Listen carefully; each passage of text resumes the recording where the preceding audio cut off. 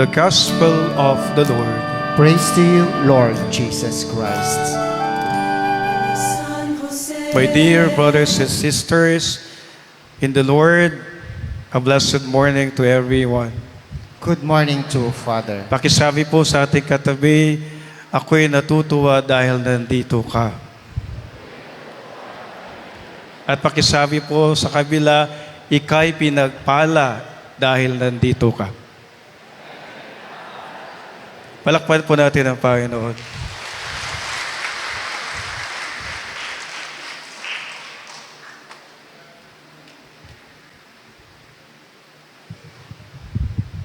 We have the very beautiful gospel today.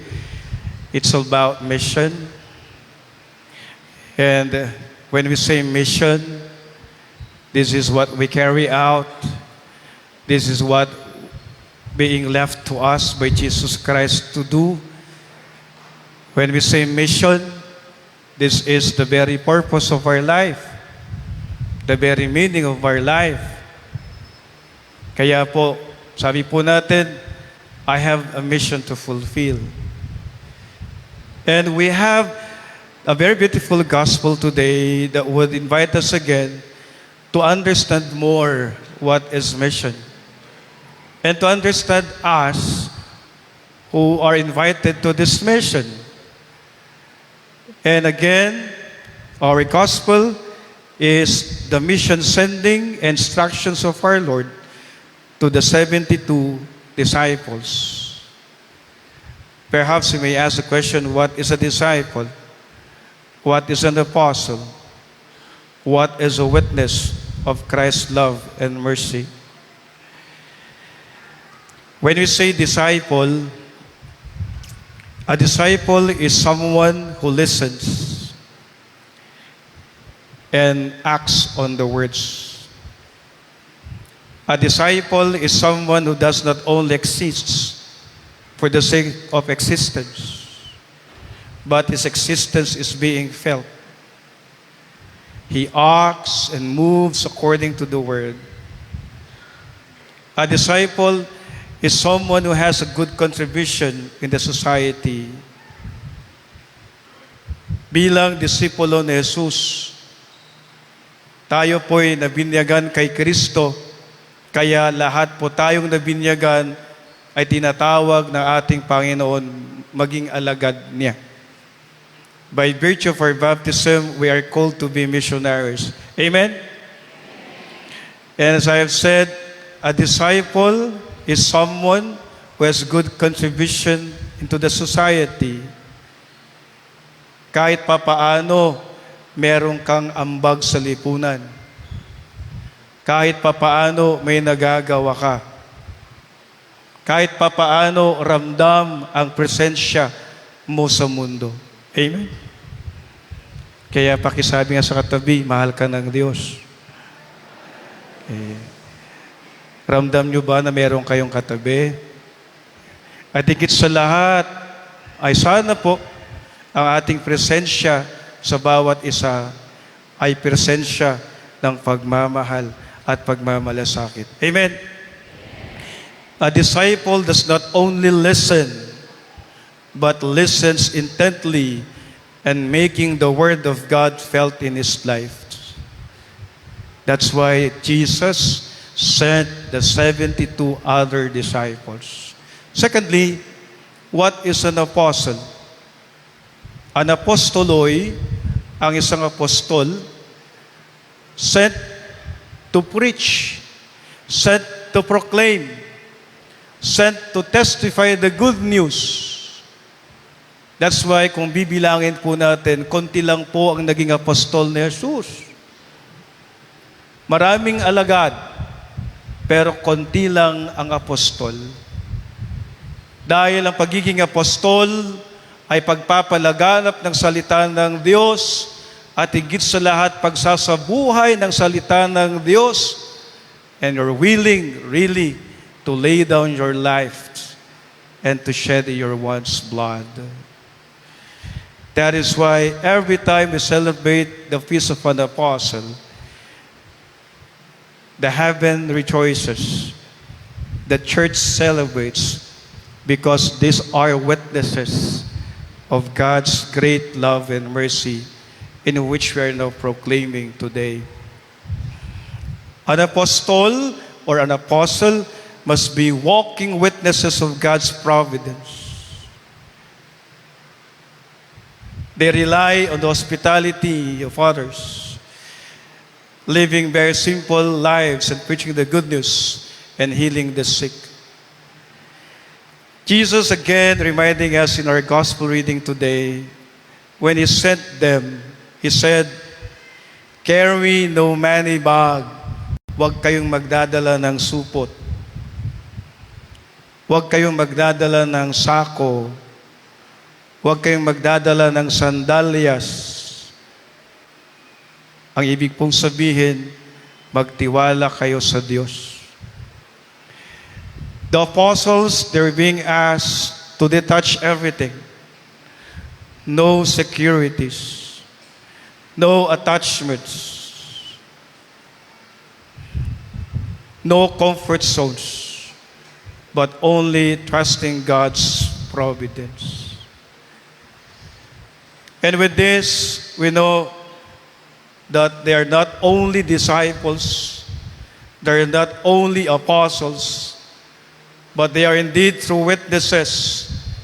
And responding to the spirit of stewardship, the disciples and apostles of our Lord sent and lived this mission of curing and caring for His people.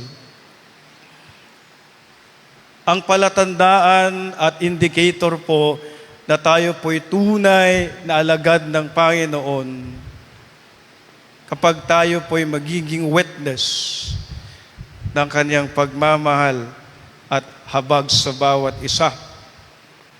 When we testify for His gracious love and mercy, and when we become stewards of our Lord.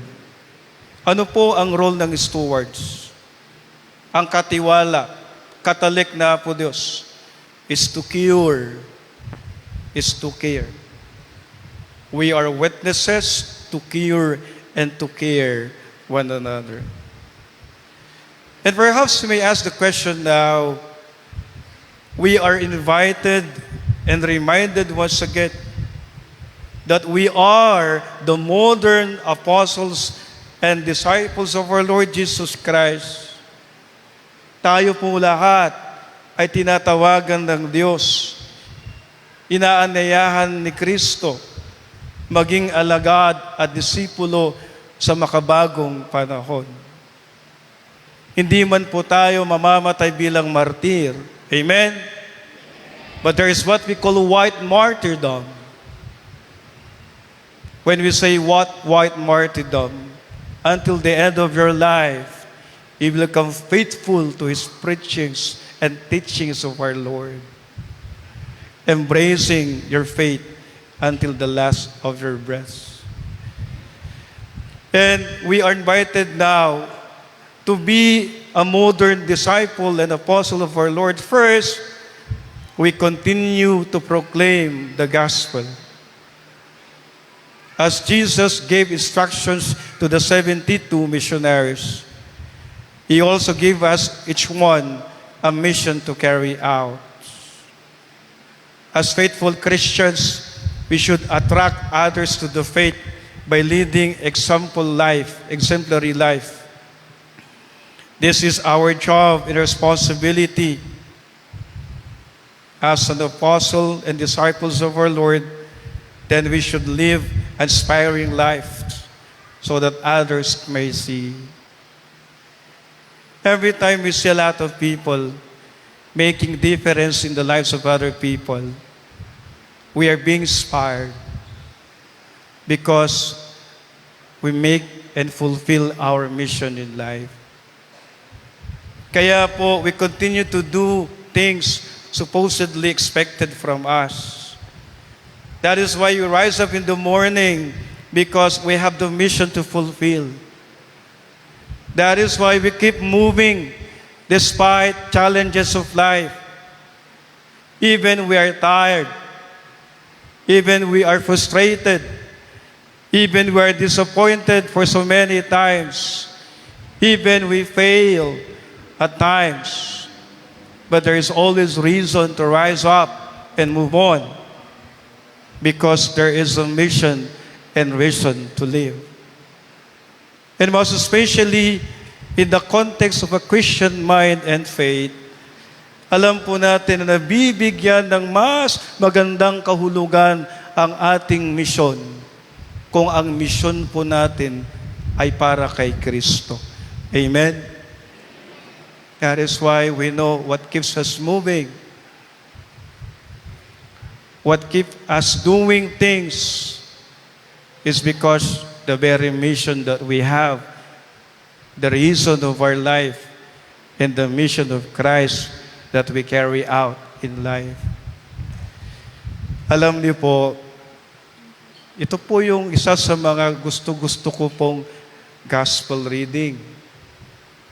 The mission sending of our Lord.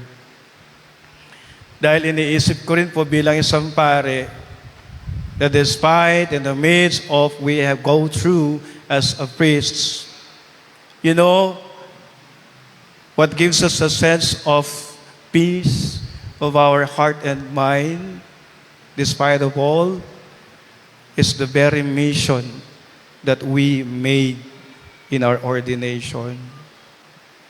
Kapag po kasi iniisip po natin ng mission, wala pong attachments. Pag iniisip po natin ng mission, we don't speak our security. When you speak about mission, we don't think of ourselves. But when we speak of mission, we speak of Christ's mission. And this is what we really makes us every day to make the best that we could, because this is all about mission of Christ. That is why I said this is a very beautiful gospel reminding us of nang sinabi ng ating Panginoon, huwag kang magdadala ng plastic. Huwag kang magdadala ng supot. No, iba po yung baka mga tumatawa dyan, iba yung naiisip po nila. No? Pag huwag magdala ng supot, huwag kang magdadala ng sandalyas, huwag kang magdadala ng anong mga gamit. Ibig po sabihin, magtiwala ka sa kabutihan ng Diyos. Dahil po, after all, wala naman po tayong madadala sa buhay, kundi ang ating kabutihan lamang, ang kagandahan ng ating kalooban. Amen. Pero po bang may dadala natin after all? Kung sino pong nininiwala, taas pong mga paa. But after all, my dear brothers and sisters, as I have said, this is a very beautiful gospel. It's a mission sending, grounding our feet to the very reason and mission of our life in all walks of life. Kahit sino po tayo, binigyan tayo ng Diyos ng misyon. Kaya po sinasabi po natin palagi, siguro kaya mahabang buhay ko dahil meron akong misyon. Siguro, hindi pa kinukuha ni Lord ang buhay ko dahil meron pa akong mission. Amen? That is why, my dear brothers and sisters, anumang mission na meron po tayo, ito po yung dahilan ng lahat. At sana po, ang misyong iyon ay kasama natin si Kristo. Amen.